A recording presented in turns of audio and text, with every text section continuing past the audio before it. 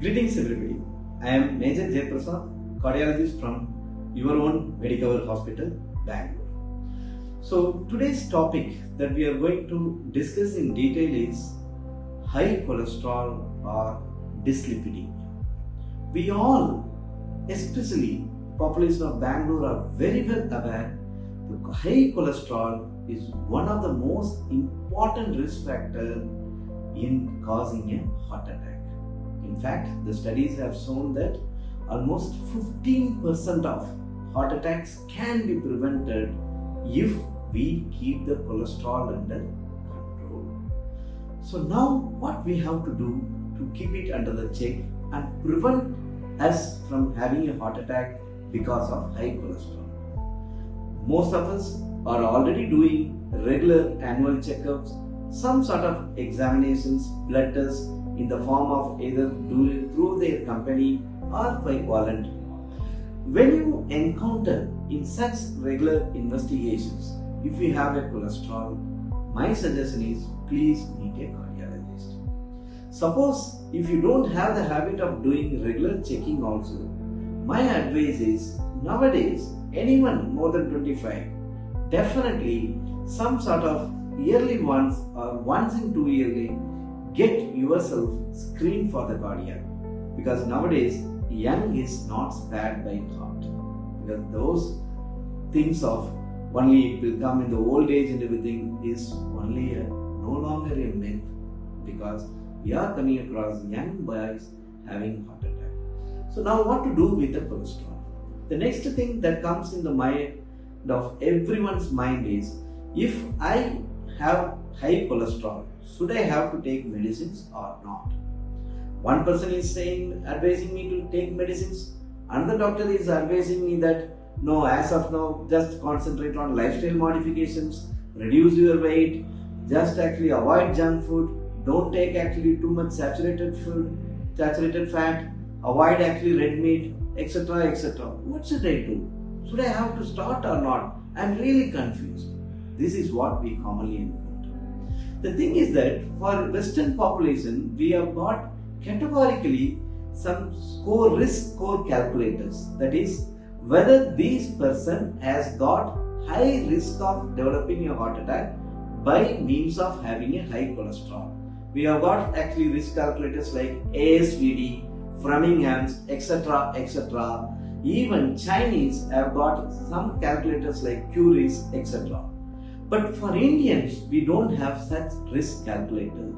So what we follow in Indian population, the most of the cardiologists Indian population, nowadays we are taking into the clinical details. That is, suppose if I come across a young individual of 23-year-old come with a high cholesterol, I will look into him to look for other possible risk factors like whether he has got any high BP, whether he is having a diabetes, is he a smoker, or does he have a strong family history of coronary artery disease, or is he obese, leading a sedentary lifestyle.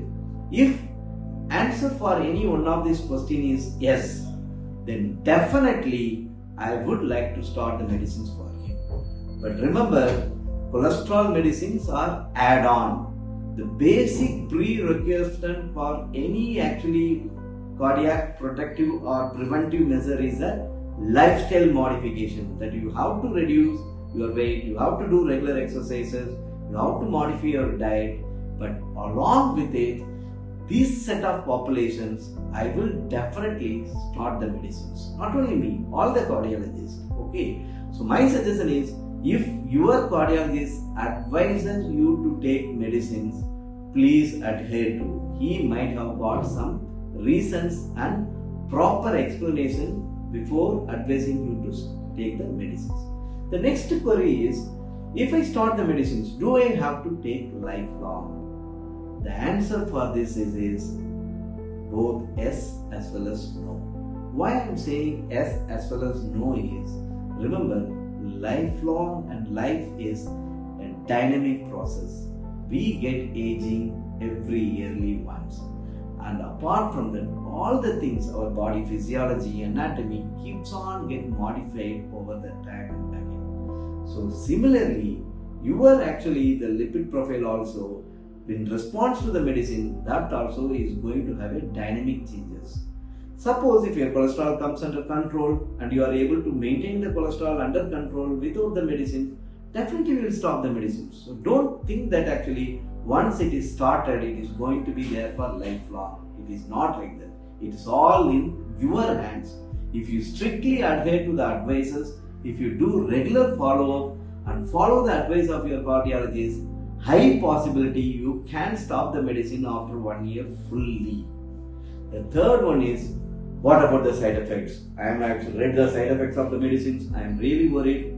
Remember one thing, the very air you breathe, the very morning healthy breakfast, whatever you say, idli or Kellogg's or whatever you are eating, all have got some side effects.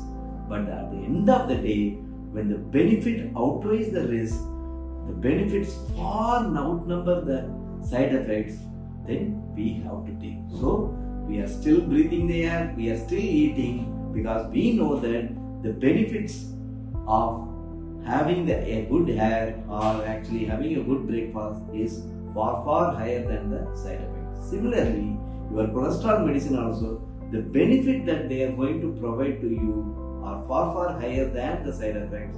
But nevertheless, don't worry, your cardiologist will ensure that you don't have those side effects.